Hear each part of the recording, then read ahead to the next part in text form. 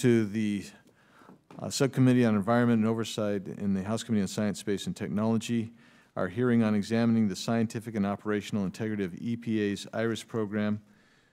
I'm grateful to be back. Good to see so many back, and I know others will be coming in, and I hope all of you had a productive work period in your districts.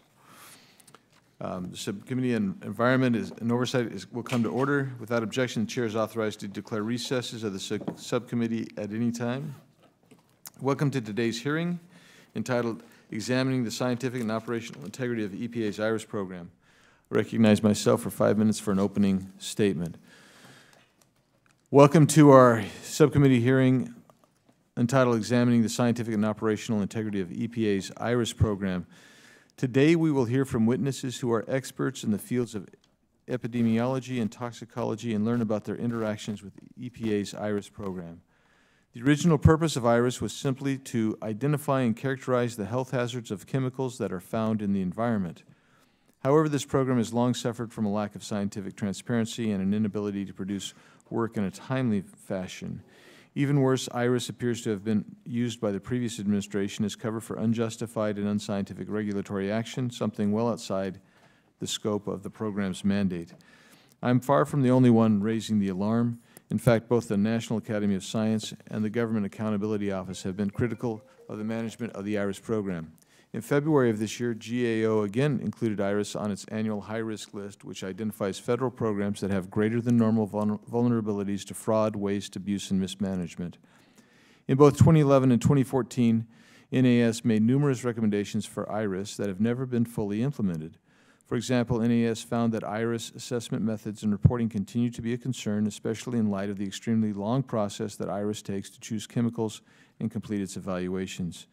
Despite the numerous deficiencies that were highlighted in both the GAO and NAS reports, IRIS fails to show any sign of improvement. It is now the role of Congress as the ultimate steward of taxpayer dollars to carefully assess whether IRIS can even be salvaged. I myself remain very skeptical and simply cannot support the program in its current form. What I find most troubling is that IRIS may be providing conflicting or duplicative information and creating confusion for Americans regarding either the harm or lack of harm that any given chemical may possess. If that is indeed the case, IRIS poses a threat to the public's trust and safety and simply cannot be allowed to continue to operate. I'm also deeply concerned by the fact that we can actually point to cases in which determinations by IRIS have been inappropriately used to make regulatory decisions. For example, the previous administration took action against a chemical manufacturer in Louisiana based on a faulty IRIS determination, even though that particular company was currently in compliance with all emissions regulations put forward under the Clean Air Act. Actions like the one initiated by IRIS in Louisiana do not inspire confidence in our federal agencies. This committee is committed to ensuring that EPA uses the best available science. IRIS, it appears, has failed to use even passable science on many occasions, and what is so troubling is that even when IRIS administrators are alerted to this fundamental problem, they take absolutely no corrective action. We must also be committed to ensuring that EPA's actions are based on the highest levels of scientific integrity. The fact that IRIS has been subjected to continued scrutiny of its scientific processes and continued requests for Information Quality Act reviews should send a clear signal that the program is failing and is in serious danger of irrevocably subverting its mission. All those concerns aside, and they are considerable, I'm hopeful that the witnesses before us today can provide Congress with information to better inform actions that this committee may take. We all want to ensure the protection of American citizens from the potentially harmful impacts of chemicals. If IRIS is the appropriate program to do that, we in Congress must ensure that it is properly organized and makes informed decisions. Moreover, we must ensure that the efforts of IRIS to evaluate chemicals are based on real-world threats, not theoretical ones.